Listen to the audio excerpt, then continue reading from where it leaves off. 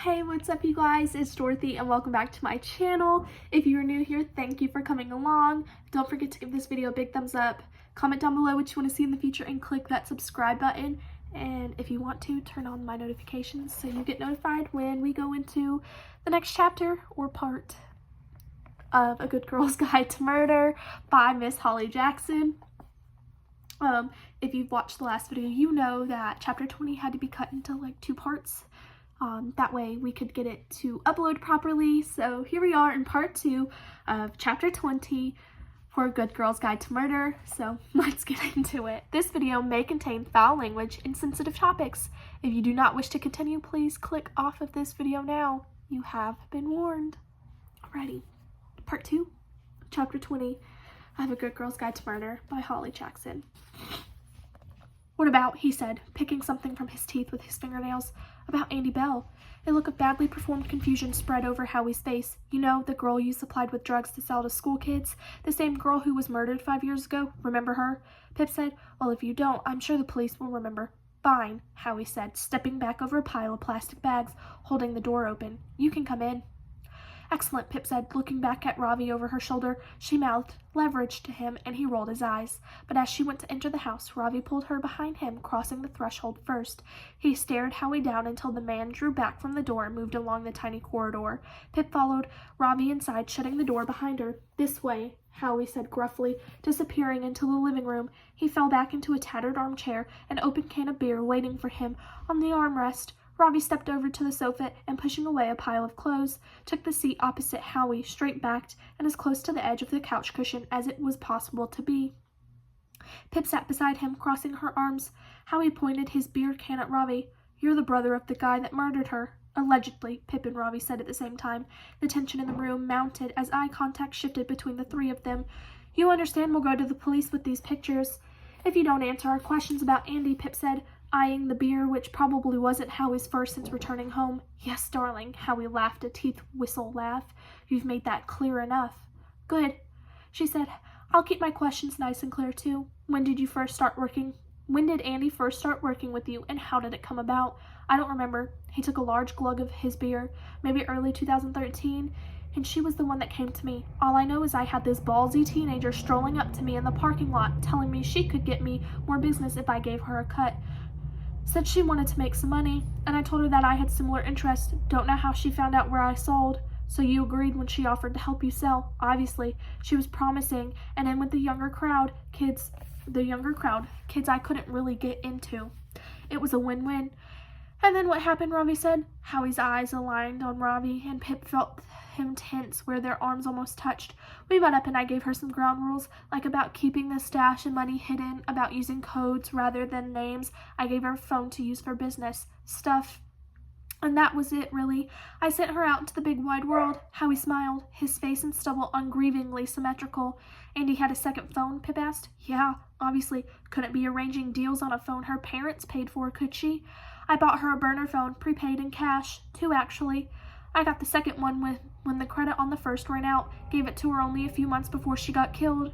Where did Andy keep the drugs before she sold them, asked Ravi. That was part of the ground rules. Howie sat back, speaking into his can. I told her this little business venture would go nowhere if she didn't have somewhere to hide the stash and her second phone without her parents finding it. She assured me she had just the place and no one else knew about it. Where was it? Ravi pressed. He scratched his chin. Think it was some kind of loose floorboard in her wardrobe, she said. Her parents had no idea it existed, and she was always hiding shit there. So the phone's probably still hidden in Andy's bedroom, Pip said. I don't know, unless she had it on her when she... Howie made a gurgling sound as he crossed his fingers sharply across his throat.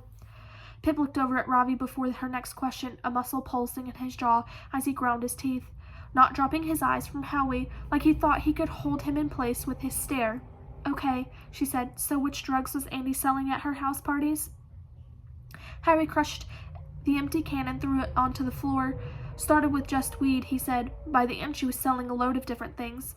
She asked which drugs Andy sold, said Ravi. List them. Yeah, okay. Howie looked annoyed, sitting up taller and picking at a textured brown stain on his t-shirt.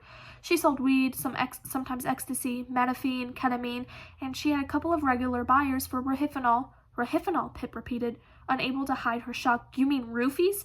Andy was dealing roofies at school parties? Yeah, they were for like chilling out though too, not just what most people think.